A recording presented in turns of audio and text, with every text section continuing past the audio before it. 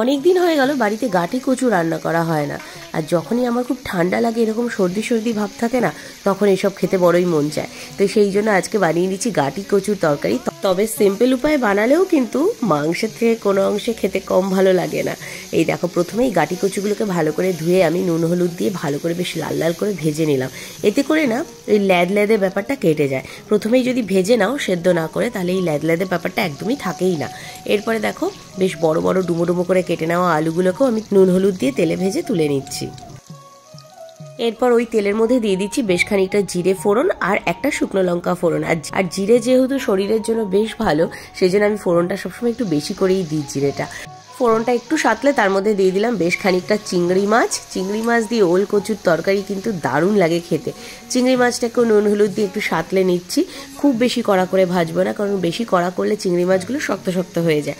তাই একটু হালকা লালচে লালচে হলে এর মধ্যে আমি দিয়ে দিচ্ছি আদা, লঙ্কা আর টমেটো একসঙ্গে পেস্ট করে নিয়েছিলাম, সেই পেস্টটা। তবে ভুলবশত এই ক্লিপটা না ডিলিট হয়ে গেছে, তাই তোমাদেরকে দেখাতে পারলাম না।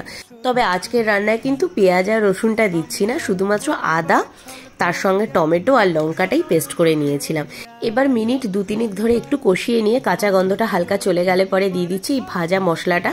এর মধ্যে রয়েছে জিরে, ধনে আর তার সঙ্গে শুকনো লঙ্কা। একসঙ্গে হালকা একটুখানি আমি গরম তাওয়ায় টেলে নিয়েছি। দেখো, রং কিন্তু চেঞ্জ হয়নি, মানে কালো হয়নি, একদম হালকা জাস্ট একটুখানি টেলে নিয়েছিলাম শুকনো খোলাতে। তো সেটা দিয়ে দিলাম, ওই মোটামুটি সব মিলিয়ে 1 চামচ মতো দিয়ে ভালো করে মশলাটাকে এর সঙ্গে কষিয়ে নিচ্ছি। এরপর দিয়ে দিচ্ছি 1 চামচ মতো হলুদ, পরিমাণ মতো নুন আর তার সঙ্গে 1 চামচ চিনি।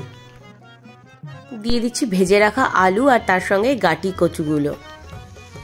এরপর মিনিট 3 ধরে ভালো করে কষিয়ে মশলার সঙ্গে সমস্ত উপকরণ ভালো করে মিশিয়ে নিয়ে দিয়ে দিলাম তাতে জল। যে যেরকম পরিমাণ গ্রেভি রাখতে চাও, আজকে যেমন আমি একটু ঝোলঝোল করব ভাত দিয়ে খাওয়ার জন্য, এটা কিন্তু রুটি পরোটার সাথেও খুব ভালো লাগে।